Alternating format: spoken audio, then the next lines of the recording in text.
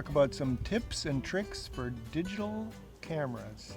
When you get your new DSLR, you'll be learning how to use it. I just want to relate to you some of the things that I've learned along the way. When you get more serious about photography, low light situations, you want to go buy yourself an auxiliary flash. Those are hundreds of dollars. But you do have your pop-up flash. The pop-up flash, you just push this button and it pops right up. So you get yourself a nice picture, boom, there's the flash. It's built right in. However, this flash is very harsh light. So if you want to diffuse the light, there's something that you can use that's readily available and inexpensive. Tissue. If you take this tissue and put it right in front of that lens, right in front of that flash, and when you shoot, that's going to diffuse the light. It won't be such a harsh light. It's a tip that doesn't cost a lot of money, and it'll help improve the quality of the photographs that you're getting with your DSLR. One of the things that I make sure I have is my lens cap. That's going to keep dirt and dust and things off of the front of your camera. Fingerprints, all kinds of dangers to the front of your camera. So I always make sure I have a lens cap. And another thing that I use is a UV filter. It's also called a skylight filter or a haze filter. On this one, this camera says it's a 67 millimeter. So you go to the store and you get a 67 millimeter, or you buy it online. It's just glass and it's not too expensive. But what if you're shooting someday and there's somebody with spray paint? Or what if something is splashing around at a garage and there's grease flying around or sparks? This is going to protect it. And if this gets damaged, you buy a new one. You don't have to buy a new lens, which is hundreds of dollars. So the UV filter and the lens cap are going to protect the front of your camera. And I have another thing to protect the front. I always like having a lens hood on there. It protects a little bit on a bright sunny day when you're shooting. It keeps the sun glare from coming in and destroying some of your pictures. But also, if you did happen to drop your camera, this thing is going to protect it a little bit too. And they're not too expensive. So those are some things to protect your camera. Another important thing is make sure you have an extra battery. If you're at some event and it's a really exciting thing and it only happens once in your lifetime and your battery runs dead, you're going to be a sad puppy. So I make sure that I have an extra battery. So when I go shooting, I have a fully charged extra battery. If my battery gets low, I'm just going to miss a few seconds as I open the door, pop out the old battery, pop in the new battery, and close the door. Boom. I only lost 1 minute. Instead of going and saying, oh, I got to go plug in my battery on the wall and let it charge, and waiting for you got enough power to keep shooting. So don't let that happen to you.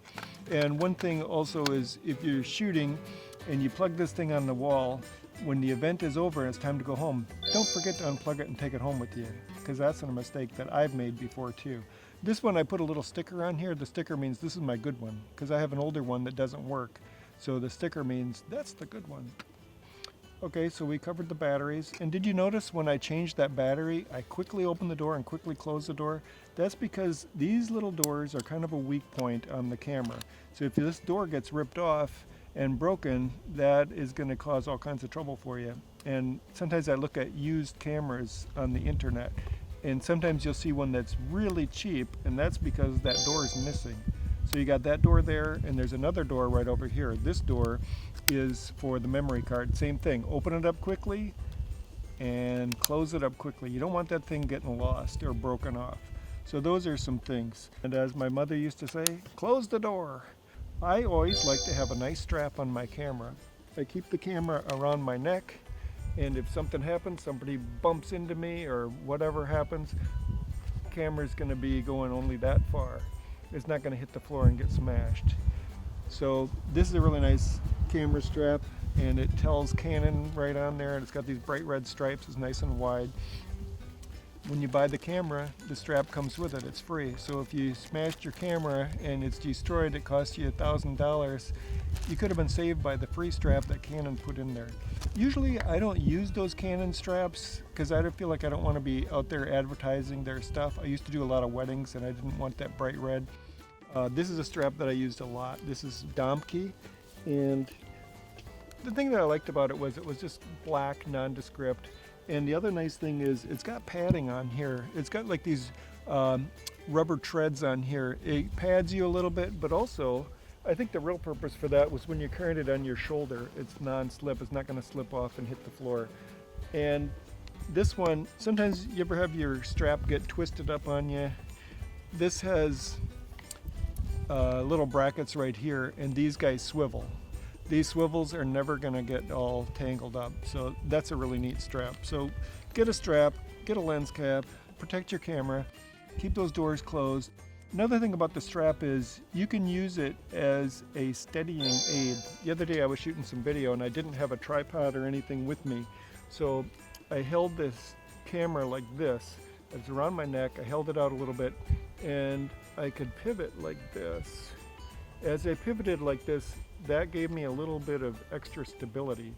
So that's a neat little trick. I didn't have to spend any extra money on equipment for that stability. So thank you very much for watching the video, and there'll be more videos to come.